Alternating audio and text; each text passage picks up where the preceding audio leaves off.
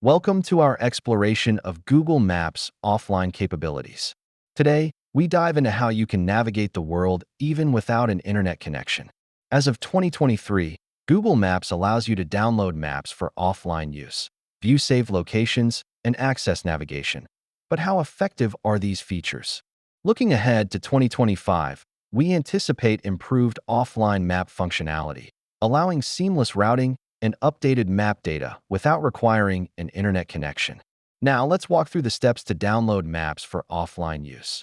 Open Google Maps, search for your area, tap on the menu, and select Download Offline Map. However, there are limitations. Offline maps may not provide real-time data or turn-by-turn navigation once you leave the downloaded area. Emerging technologies like augmented reality and AI integration are likely to enhance offline navigation experiences, making them more efficient and user-friendly.